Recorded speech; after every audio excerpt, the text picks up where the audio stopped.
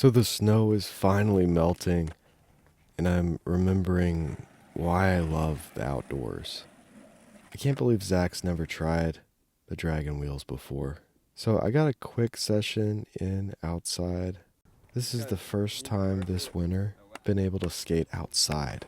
The snow has covered the ground for what feels like forever. So this is the second video I'm doing reviewing the impact board. And I've got some good skating in this video. I took it to the skate park, let everybody skate it. This is the only skating I've done outside basically all winter long. I haven't skated outside in over a month. So I stepped on the board real quick and it felt great. I think I'm really gonna like it out in the streets. So I'll have a whole video skating street with it soon because it's gonna warm up. All the snow is finally melting. That's the thumbnail for my original video. Check it out too. But in this video, it's just uncut.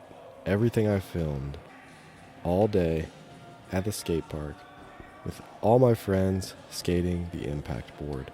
So everybody seemed to like it. I told them, throw it on the ground. They're not just disrespecting me there. I told them, do whatever you want with it. Slam it into the ground. Don't break the skate park, but you can be rough on this board. And you're not going to break it. Like Lane here. No matter how he lands on that board is not breaking. It's a combination of fiberglass, carbon fiber, and polyurethane. I go into detail about the specs in my first video. If you want to see a technical video, I look at the website and kind of talk about the specs a little more in that one. So I tagged all these guys on the Instagram clip of this. This is Lane. He was the first one I had tested out when I got to the park. My Instagram is average_skateboarder. A wheelie grind. Alright, so next I had John try it out. John is a bigger guy, about 6'6", 240 pounds. So yeah, he usually skates bigger wheels. These wheels are tiny. And they're dragon wheels. So I think that's the main thing that people probably aren't used to on this setup. Dragon wheels, for me, they're the biggest game changer of any invention in skateboarding. For me, that's the only wheel I'm going to skate, that or the X Formula Bones, which is the same thing. I probably shouldn't have put these clips in here, but he was struggling with the 3-flip just because it's not his setup. A lot of people are really dialed in to their setup. I like how happy John is here, and then immediate sadness. Do you think he was gonna land that when he was like right about to run into everybody? I don't know. I do that too. Like, I'll land a trick and then I'll just do another trick right at the end for no reason, not even trying to land it. All right, so J-Wall threw this board on the ground to disrespect me, but it didn't chip the board. It just cleaned it. So he gave it a kiss as an apology. This is Lee, and Lee was really tired when I got there. He'd been skating all day, so I didn't get as many clips of Lee as I thought I was going to, or that I wanted to. But if you notice, every clip of Lee was the impact board except for that one right there where he slammed. That was actually a different board. You can tell, you can see the little orange on the side. Like, these are all the impact board with the orange on the side. Now this guy was the perfect test pilot here because he breaks a board every time I see him. He does blunt slides and he lands on the tail and snaps it off. I've seen him break several boards at this skate park. He's very aggressive and just goes for stuff. He's not a heavy guy, but very aggressive skateboarder. You can just see the way he did that 180. Like, a lot of force, a lot of power. So he slams that board down. And then I love his reaction here. Just the look on his face when he picks it up. Checks it out. And then this guy can just jump into ramps with other people's boards. Just effortlessly. I tripped over my other foot in that clip. Watch when he jumps. Yeah, he jumps in from higher areas right into the transition. And just smoothly rolls away from it. I can never do that. Watch this. Look how effortless that was. That's a decent sized ramp too. So everybody really liked the impact board. I haven't had anybody really not like it. The feel to me is a little stiffer, but after skating it on the street last night, I think I'm really going to like it. I'd really like to use it as a rain board, but I know if I skate the street too much with it, it will get razor tail, and if it has razor tail, it would be more likely to have like water seep in, to the wood in the center inside of all the plastic layers and clear coat and everything. Because the cool thing about this board is that it is waterproof.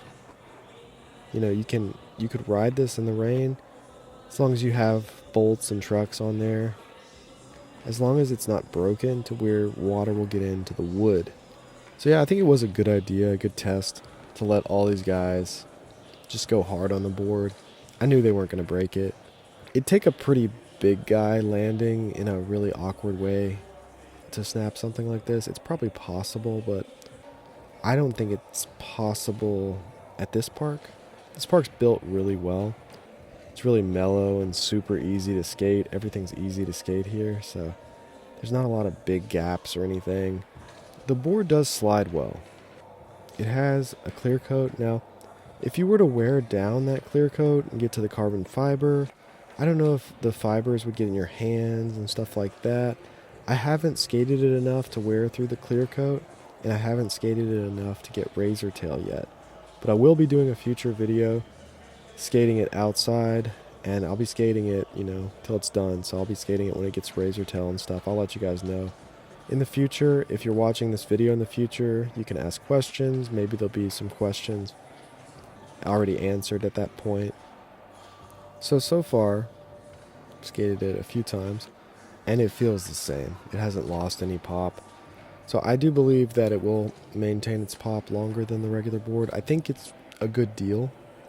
I think if you're somebody who breaks boards consistently, it is a must. You need to get this board because it's not that expensive. It's about the same as a PAL flight deck, which I've had. They get razor tail real quick. This is going to last a little bit longer as far as razor tail because it's got that hard plastic. I don't know what's going to happen when it gets razor tail. The Lithe board still had pop when it got razor tail. It was pretty good. But again, that board was $200. And it's a little bit different technology too. I should probably do a live video when it's warm at the skate park with a few people outside just to answer some questions and just show some skating on it. When I've stepped on it, I've felt pretty consistent, which is kick flips, 360 flips, no complies, stuff like that.